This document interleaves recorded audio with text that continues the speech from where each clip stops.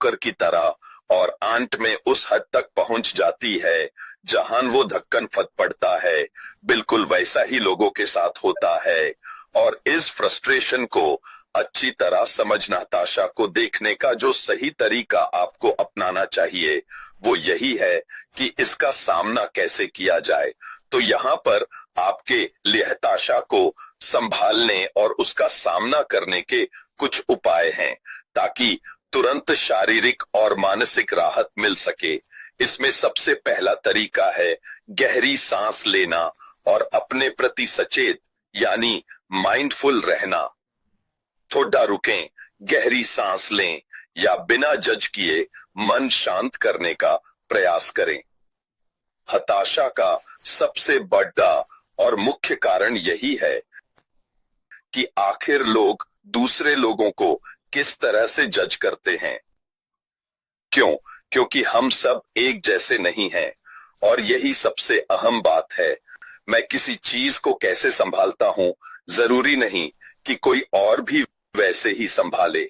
और एक इंसान को दूसरे के प्रति जो हताशा महसूस होती है वो उस हताशा के प्रति बस उनकी एक प्रतिक्रिया होती है। हम सभी कभी न कभी हताश होते हैं। मुझे भी कार में हताशा होती है कि लोग कैसे ड्राइव करते हैं। ड्राइव करते वक्त मेरा यही हाल होता है। शायद मैं कुछ ज्यादा ही बोलता हूं या कहूं कि बाकी लोग कैसे ड्राइव करते हैं। मुझे उनके बर्ताव से और उनके गाड़ी ड्राइव करने के अजीब तरीके से बहुत ज्यादा चिढ़ होती है। लोगों को कई चीजों से चिढ़ होती है। लोग हमारे सीईओ अशमो फारा से भी परेशान हैं। क्यों? क्योंकि उन्हें लगता है कि वो वैसा काम नहीं कर रहे जैसा उन्हें करना चाहिए या जैसा वो खुद करते। लेकिन ये जरूरी नहीं है कि बस इसी वजह से उन्हें इतना ज्यादा परेशान या हताश होना चाहिए। हमारे सीईओ क्या और कैसे करते हैं ये पूरी तरह उन पर है। आखिरकार दिन के अंत में ये पूरी तरह उनका हक और उनका अपना काम है कि वो बिल्कुल वैसे ही रहें जिस तरह से वो सच में रहना चाहते हैं। ठीक वैसे ही जैसे उनसे चिढ़ने का और नाराज होने का आपका भी पूरा हक है। कोई भी आपको ऐसा होने से रोक नहीं सकता। पर मैं यहाँ कहूंगा, अपने लिए इस गुस्से को थोड़ा कम कीजिए और शांत हो जाइए, क्योंकि सच में यूं चिढ़ना आपके लिए बिल्कुल अच्छा नहीं है, खासकर उन चीजों को लेकर जो आपके बस में ही नहीं है। और एक तरीका है गहरी सांसें और माइंडफुलनेस का इस्तेमाल करके बिना जज किए शांत रहना। और यही असली समस्या है, लोग दूसरों को जज करते हैं। इसके अलावा एक्सरसाइज भी जरूरी है। दोस्तों, एक्सरसाइज करें, अपने शरीर को हिलाएं डुलाएं। एक्सरसाइज के उस हिस्से का इस्तेमाल अपने दिमाग को व्यस्त रखने के लिए करें और दूसरी चीजों पर भी फोकस करें।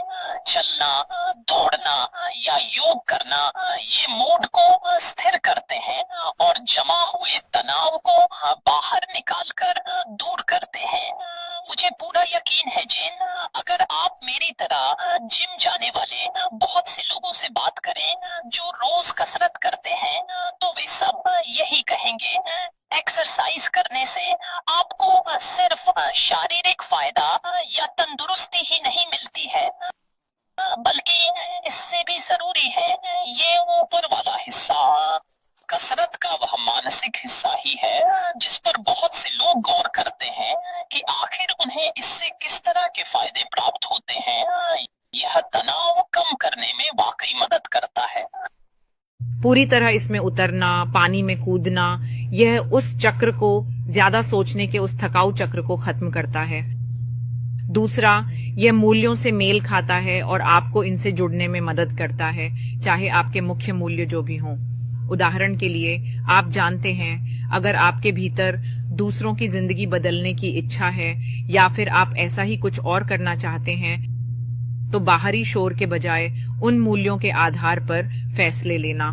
हमने उस बारे में काफी बात की है, उस बाहरी शोर के बारे में जो कम्युनिटी के अंदर है और जो आप जानते हैं बस बाहरी दुनिया में है, यानी वो लोग जो कम्युनिटी में नहीं हैं। बाहरी दबावों पर आधारित फैसले न लेने से एक गहरी और स्थायी शांति मिलती है। चीजों को स्वीकार करना अपनाएं। असल में शांति सिर्फ इस बात को पूरी तरह से मानने से ही आती है कि भले ही कोई फैसला लेना बहुत मुश्किल हो और शायद यह तुरंत आपको वही सटीक नतीजे न दे, या फिर शायद यह आपको उस रास्ते पर न लेकर जाए जिस पर आप जाना चाहते थे, लेकिन अंत में इससे आपकी तरक्की ही होगी। हम जानते हैं कि अगर हम विक्ट्री विद ऐश या जर्नी विद ऐशर में साथ रहे हैं तो हम सब ने कई तरह से विकास किया है।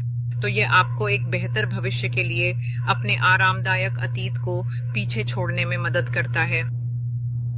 निर्णायक होने और प्रतिबद्धता से संदेह और चिंता कम होती है।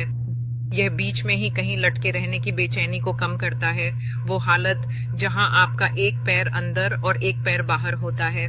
बस उसी वजह से तो चिंता होती है। चौथा या असल में पांचवां हमें प्रक्रिया पर भरोसा दिलाता है कि आप आने वाले हालात संभाल लेंगे और आप जीवन के संभावित उतारों को और उन मुद्दों को भी संभाल सकते हैं जो शायद सामने आ सकते हैं। इससे आप निडर होकर भविष्य के फैसले लेते हैं। आप खुद पर भरोसा करें और अंत में इससे स्पष्टता मिलती है। नफे और नुकसान के विस्तृत विश्लेषण के द्वारा तैयार किए गए एक ढांचे पर पूरी तरह से आधारित होकर फैसले लेने की जो यह एक पूरी प्रक्रिया होती है, आपके उलझे विचारों को सुलझाते हैं। हम जो पूरी तरह प्रतिबद्ध हैं, हमने तथ्यों पर ही फैसला लिया है। हम सब जानते हैं कि ऐश इस पूरे सफर में यहीं रहा है। ऐश कभी भी यहां से नहीं गया। भला कोई अपनी जिंदगी का इतना बड़िरदा हिस्सा किसी संगठन को या उन लोगों को क्यों सौंप देगा अगर वो वाकई में इस प्रक्रिया के लिए पूरी तरह से समर्पित न हो। ऐश कभी छोड़कर नहीं गए, वो डटे रहे, और ऐसा इसलिए क्योंकि ऐश ने समर्पित रहने का फैसला किया है। यहाँ आधा अधूरा कुछ नहीं होता। वो हमेशा कहते थे करो या मरो, और बस यही वह जगह है जहां से हम अपना वह बहुत ही ठोस और कभी न टूटने वाला अटूट विश्वास हासिल करते हैं, क्योंकि यह उस पर आधारित है जो हमने अपनी आंखों से देखा है। एन की उस सारे शोर शराबे पर, न उन कई बातों पर हमारे समुदाय के बाहर। हम अपनी आंखों देखी पर भरोसा करते हैं। हम जानते हैं कि ऐश समर्पित हैं और इससे हमें इस सफर में आगे बढ़ने का सुकून मिलता है। जब आप फैसला कर लेते हैं, पूरी तरह जुद्ध जाते हैं, तो आप निश्चिंत होकर और आप यह जान सकते हैं कि आप किसी विशिष्ट समय सीमा से नहीं बंधे हैं। आप इसे किसी की सनक या मर्जी पर आधारित नहीं कर रहे, सोशल मीडिया पर किसी की बात। आप आश्वस्त हैं क्योंकि आपने फैसला लिया है और उस पर कायम हैं।